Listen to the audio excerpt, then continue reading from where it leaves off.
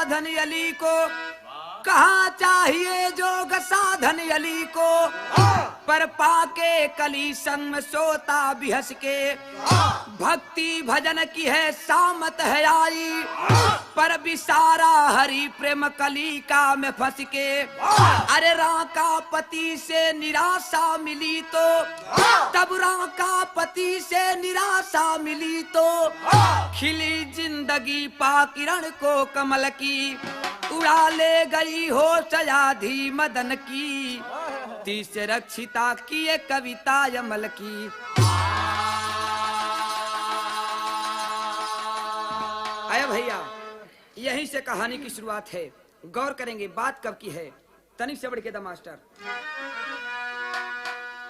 कि लाए राजा धानी में, अरे नवेली दुल्हनिया, रही तीस रक्षिता हसीन। तब बांसुरी बजाता उपवन में लाला नावा, लड़ गई नैना कमसीन। अरे भैया, राजा अशोक अपनी बुढ़ौती में दूसरी शादी किए, जबकि गौर करेंगे पहली औरत से एक बेटा हुआ था जिस लड़का का नाम कुणाल था। लेकिन बाबूजी, कुणाल में एक बहुत ही अच्छी गुण मौजूद थी। गांव के पास एक नदी थी। नदी के तट पर कदम का पेड़, कदम के पेड़ पर बैठकर जिस समय कुणाल बांसुरी बजाने लगता था, मानो सारा गांव झूम उठता था। सभी लोग यही कहते थे कि कहीं द्वापर वाला भगवान कृष्ण तो नहीं चले आए। एक रोज की बात, जब दूसरी शादी कर लिए राजा अशोक तीस रक्षिता नाम की औरत से, तो तीस रक्षिता दुल्हन बन करके राजा के दरबार में आई। एक रोज बगीचे में जाती है घूमने के लिए तीस रक्षिता, और उसी बागीचे में कुणाल बैठ करके बांसुरी बजा रहा था। जब सौतेले बेटे को देखती है, सौतेला बेटा को देखती है, तो मुग्ध हो जाती है और उससे आलिंगन चुम्बन करना चाहती है। तो क्या कहती है अपने कुणाल बेटे से? यहाँ एक लाइन तर्ज बा, फिल्म का नाम डॉन, अवहे गनवा का लाइन बा कि अरे जिसका मुझे था इंतजार, जिसके लिए दिल था बेकरार, ओ घड़ी आ गई देखो, प्यार के हद में गुजर जाना है, जीना है किसी को और मर जाना है। इता आप लोगन सुनत बड़ा, लेकिन जरा गाने के अंदर भाव करेंगे। कहना है वही अपने बेटे कुणाल से कह रही है तीस रक्षिता कि पाऊंगी मैं भंवरे का प्यार, कलिका भी हंसती ओ बेकरार, ओ घड़ी आ गई देखो, आज शमा बन के छाऊंगी मैं, परवाने को अब जलाऊंगी मैं, आज शमा बन के छाऊंगी मैं,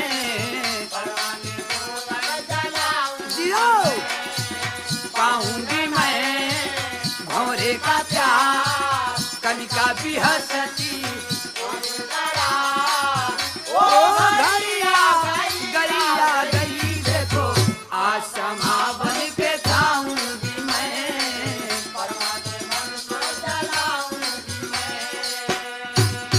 कहती है कि ऐ लड़का, जादू भरा है तेरे नैनों में प्यारे, प्यार करो तन की अग्नि बुझा रे, कदमों पे तेरे मैं जवानी को बिछाऊंगी, झूमेगा उपवन जब नाचूंगी और गाऊंगी, ओ घड़ी आ गई देखो, आज शमा बन के छाऊंगी मैं, परवाने को जलाऊंगी मैं, आज शमा बन के छाऊंगी मैं, परवाने को जलाऊंगी मैं, भंवरे का प्यार,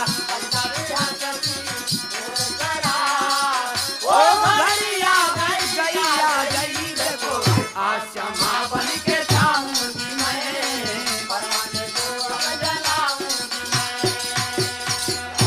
लड़का पर मोहित हो जाती है। कुणाल पर मोहित होकर के उससे प्रेम भरी निगाहों से देखती है और कहती है, का कहलिन हो। यहाँ एक लाइन तर्ज बा, फिल्म का नाम मैं तुलसी तेरे आंगन की, गनवा कहू है लाइन बा कि अरे छाप तिलक मुँह से, छाप तिलक मुँह से छीनी रे तू तो नैना लड़ा के। तैयारी में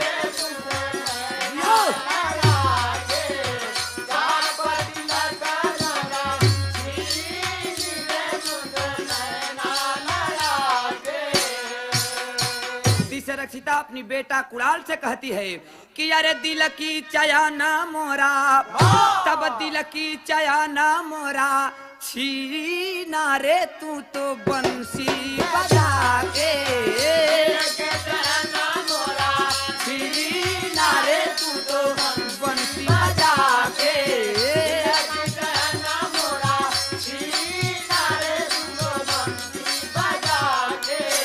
बंसी बजा के, बंसी बजा के, बंसी बजा के, बंसी बजा के, बहुत अच्छे। बंसी बजा के, अरे बंसी बजा के, बंसी बजा के, बंसी बजा के दिल की चयना मोरा छीना रे तू तो बंसी बजा के।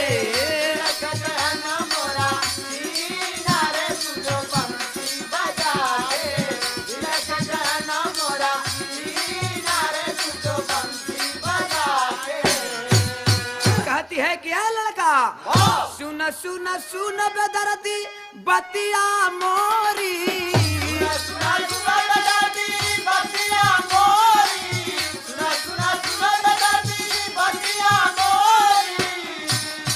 तब कान पड़ी ध्वनि मुरली की तेरी, कान पड़ी ध्वनि मुरली की तेरी, कान पड़ी ध्वनि मुरली की तेरी। अरे हुई दीवानी तेरे प्रेम में, हुई दीवानी तेरे प्रेम में, सब बिसराए के दिल की चयना मोरा छीना रे तू तो बंसी बजा के।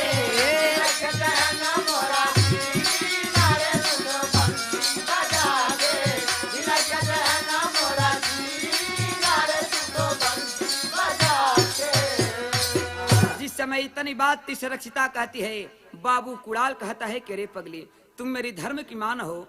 अरे पगली, पिताजी तुमको शादी करके, तुमसे शादी करके दुल्हन बना करके तुम्हें घर लाए हैं और तुम मुझसे प्रेम करना चाहती हो। कदापि ये काम मैं नहीं कर सकता हूँ। अरे तुम मेरी धर्म की माँ हो, मेरे पिताजी की धर्म की पत्नी हुई, तुम मेरी धर्म की माँ हो, मैं कदाप तेरे साथ बुरा कर्म नहीं कर सकता हूँ। जब ये तनी बतिया कहलन कुणाल हो, रक्षिता अपनी चाल को बदल देती है, कहती है कि रे कुणाल सुन ले, मेरे साथ अगर तुम बुरा कर्म नहीं करोगे तो इसका अंजाम भी बुरा निकलेगा। करती है क्या रक्षिता कि अरे आदमी तब आदमी वही रहता है, नखड़े बदल जाते हैं। अरे आदमी वही रहता है, नखड़े बदल जाते हैं। आदमी वही रहता है, नखड़े बदल जाते हैं। जाते हुए भी जहां से एक चाल चल जाते हैं राम, तब आदमी तब भैया आदमी वही रहता है, नखड़े बदल जाते। अरे तो आदमी वही रहता है, नखड़े बदल जाते।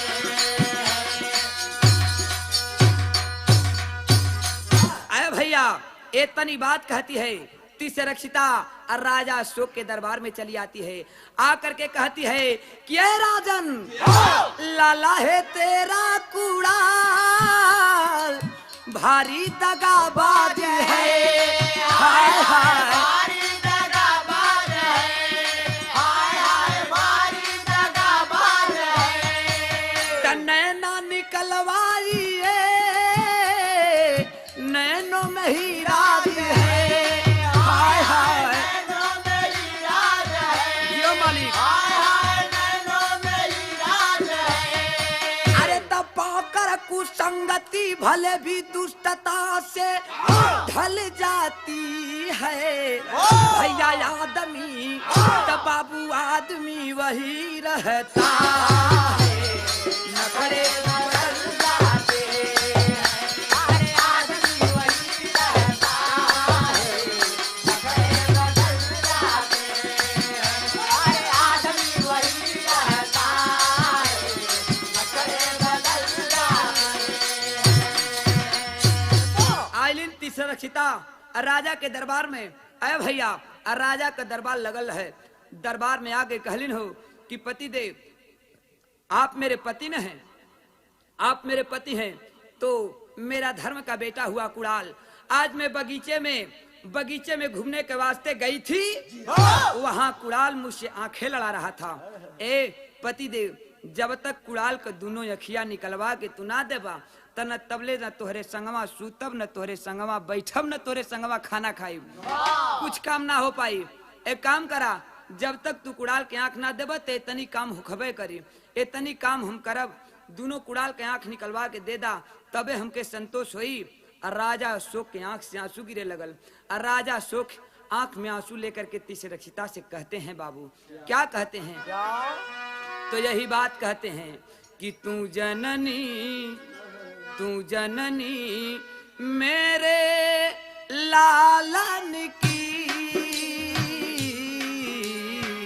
तू जननी मेरे लालन की, तू जननी मेरे लालन की, तू जननी मेरे लालन की, तू जननी मेरे लालन की, तू जननी मेरे लालन की।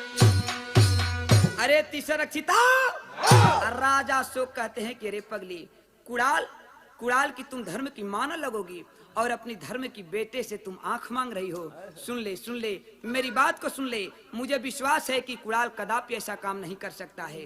क्या कहते हैं राजा अशोक कि सीधा साधा मेरा बेटा दोष न उस पे ऐसा लगाओ,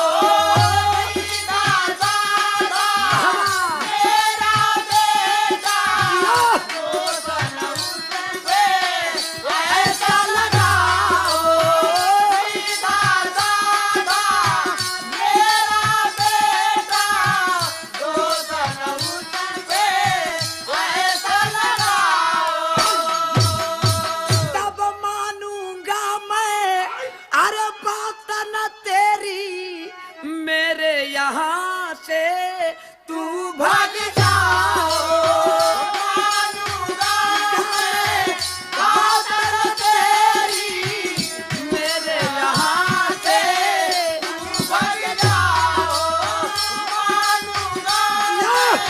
खातर तेरी मेरे यहाँ से तू भाग जाओ। अरे तक कहना निकालन की, तू जननी मेरे लालन की। राजा अशोक आंखों में आंसू लेकर कहते हैं कि रे पगली तुम्हारा धर्म का बेटा न है और तुम उससे आंख मांग रही है, उससे उसकी दोनों आंख तुम लेना चाहती हो। सुन ले तीसरे रक्षिता, मुझे पूरा विश्वास है कि मेरा बेटा कदापि ऐसा काम नहीं तुझसे किया होगा। और जब तुम ये कह रही हो तो सुन ले, मैं अपने बेटे को जरूर रखूंगा, उसकी आंख नहीं मांगूंगा। तुम यहाँ से चली जाओ। बाबूजी उस समय तो तीसरे रक्षिता चली गई, लेकिन मौका की तलाश करने लगी, कब मौका मिले कि कुणाल की दोनों आंख हम ले लें। यही बात सोच रही थी तीसरे रक्षिता। कुछ दिन गुजरा तो हुआ क्या? यही होता है कि कुछ दिन बीता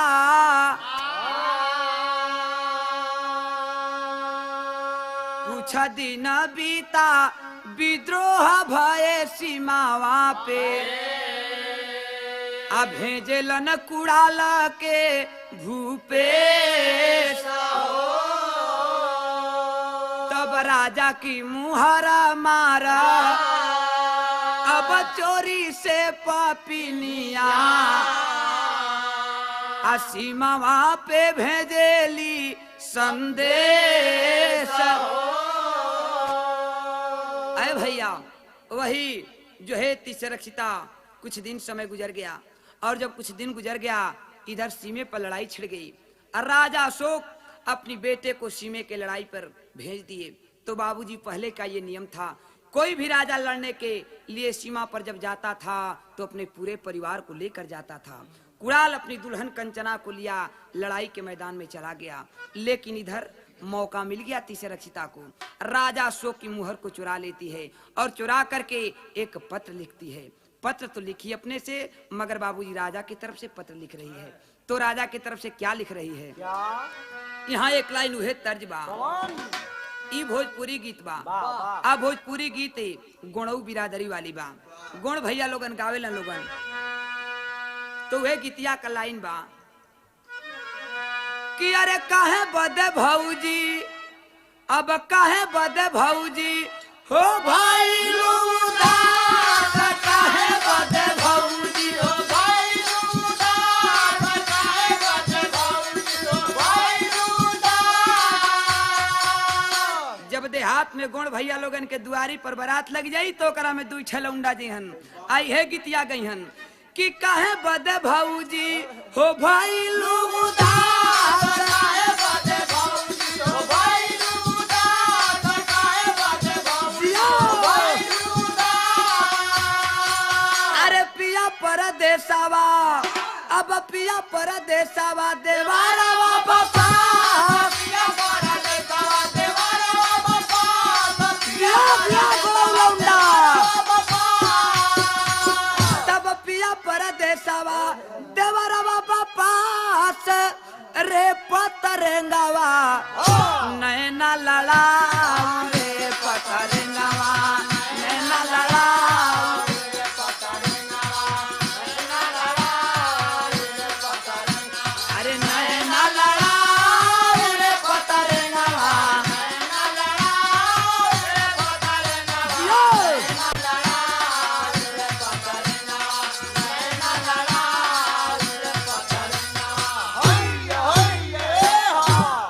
गीत बा। यही गीतिया का जगह जगह जब बलिया जिला में जीवा लोगन तो तनी से बदल के गए लोगन। अब बदल के गए लोगन का कि अरे कहवा तब बाबा मोरे अब पोखरा खाना वाले मोरावारी काहे ना बनवले चारों घटिया। मगर बाबूजी गौर करेंगे तिसरक्षिता जो है एक पत्र लिखती है और राजा के मुहर लगा देती है पत्र पर और संतरी द्वारा भेज देती है। तो चिट्ठिया में लिखलिन का कि अरे अपनी मतारिया पे ओ तब अपनी मतारिया पे अरे डालले नजरिया तू छलियारी दे दे तू निकाल के नया नवा छलिया रे दे दे तू निकाल के नया नवा छलिया रे दे दे तू निकाल के नया नवा छलिया छलिया दिया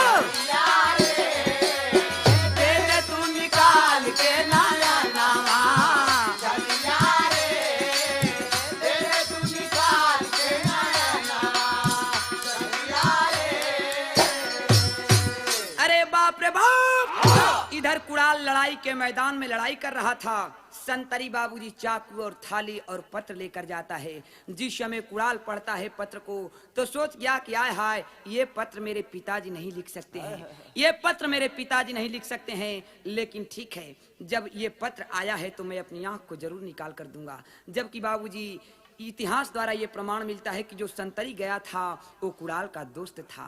किया क्या कुड़ाल कि थाली में रख दिया निकाल के नया नवा, थाली में रख दिया निकाल के नया नवा, थाली में रख दिया निकाल के नया नवा।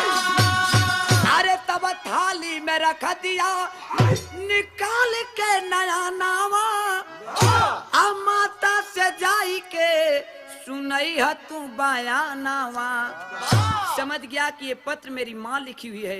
एक आंख को निकाल करके अपनी दूसरी आंख से देखता है पहली आंख को, कह रहा था कि रे दोस्त इसी आंख पर न मेरी माँ लुप्त हो चुकी थी, ले जा करके ये आंख मेरी माँ को दे देना। चाकू उठाता है और दूसरी आंख भी निकाल देता है, कहता है कि ले जा, ले जा करके मेरी माँ को दे देना और मेरी माँ से कह देना। क्या कह देना कि ले के नजरिया पापिन अब जिया जुड़वाई हनी छलिया रे, किया नेत्र दान तोर लाला नावा।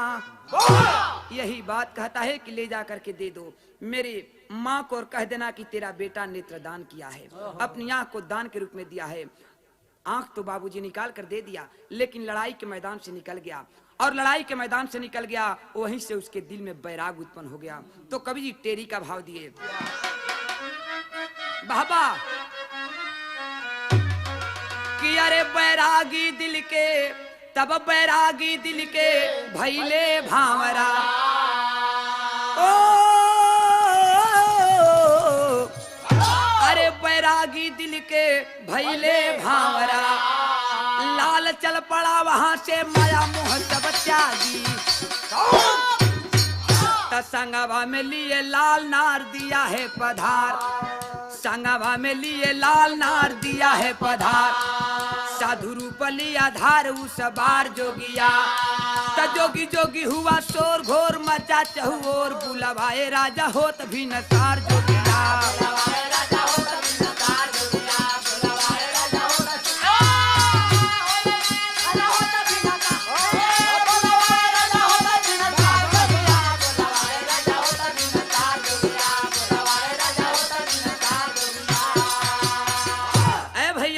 एक रोज की बात, वही जो है कुड़ाल की भावनाएं बदल गई, जोगी बन गया। राजा से अब जोगी बन जाता है, अपनी दुल्हन कंचना को लिया और इधर उधर भटक रहा है। मगर कुछ दिन गुजर गया, कुछ दिन गुजरने के पश्चात एक रोज भोर का टाइम था, दोनों पति पत्नी भैरवी को गाते हुए जा रहे थे, मगर रास्ता भूल जाती है कंचना। आगे आगे कंचना, पीछे से उसका पति कुड़ाल कंधा पकड़ा है और जा रहा है। अचानक कंचना रास्ता को भूल जाती है, चली जाती है पाटलिपुत्र के नगर में। भैरवी गाते हुए दोनों प्राणी जा रहे थे, शोर मच गया, हल्ला हो गया पाटलिपुत्र के अंदर कि आज एक ठे हमन के नगर में जोगी बाबा आइल बाटन, बड़ी सुंदर भजन भाव गावत बाटन। ए भैया यह बतिया हल्ला मच गई, राजा अशोक के पास खबर गई। राजा अशोक कुड़ाल रूपी जोगी को अपने दरबार में बुलाए, कहने लगे कि बाबा कितने दिन से जोगी आप बने हैं, कितने दिन से बनल बड़ा, पता चलत बा कि बड़ी सुंदर भजन भाव गावत बड़ा, एक ठे हमहू का भैरवी सुना दा। दोनों प्राणी यह भैरवी गावत बाटन। आ कुड़ाल गा करके कहता है, देखें बाप के सामने बेटा है जोगी के रूप में, लेकिन बाप नहीं पहचानता है कि यही मेरा बेटा है। कुड़ाल अपने पिता के सामने, राजा अशोक के सामने भैरवी गाते हुए कह रहा है। तो एक लाइन तर्जबा कि जिंदगी एक सफर है सुहाना, जिंदगी एक सफर है सुहाना, यहाँ कल क्या हो किसने जाना। इत तर्जबा, मगर गौर करेंगे वो गा रहा है कुड़ाल रूपी जोगी कि दुनिया कहता है कि दुनिया एक मुसाफिर खाना, दुनिया एक मुसाफिर खाना, हो तुम राम से नेह लगाना, दुनिया एक मुसाफिर खाना, तुम राम से नेह लगाना, दुनिया एक मुसाफिर खाना, तुम राम से नेह लगाना। कहता है कि ये राजन मोतिया आती है आएगी एक दिन,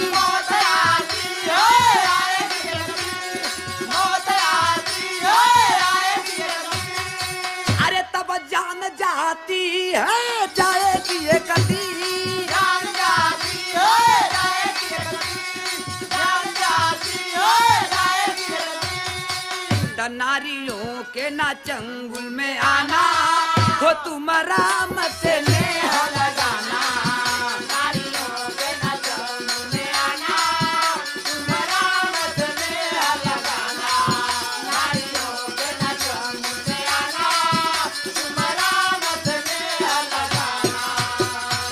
अरे बाप रे बाप, इतनी बात राजा अशोक सुनते हैं तो सोचने लगे, कहने लगे कि अरे इस आवाज को तो कभी मैं अपने गोद में लेकर खिलाया हूँ, इस आवाज को ये आभास हो रहा है कि कभी इस आवाज को मैं अपने हाथों से दूध का घूंट पिलाया हूँ।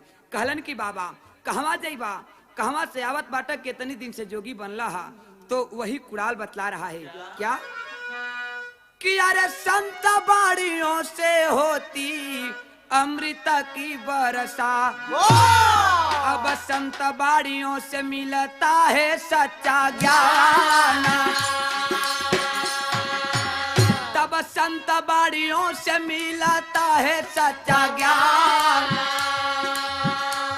भैया नैना बीन जोगी ज्ञान सिखलावे,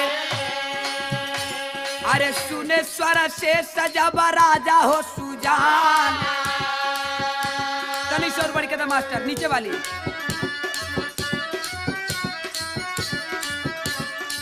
कहलन किया तब जानी पहचानी सी आवाज लगती है।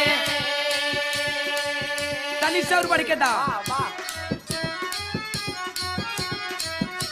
आए जानी पहचानी सी आवाज लगती है। भैया परिचय बता दो बाबा बोले महाराज हो,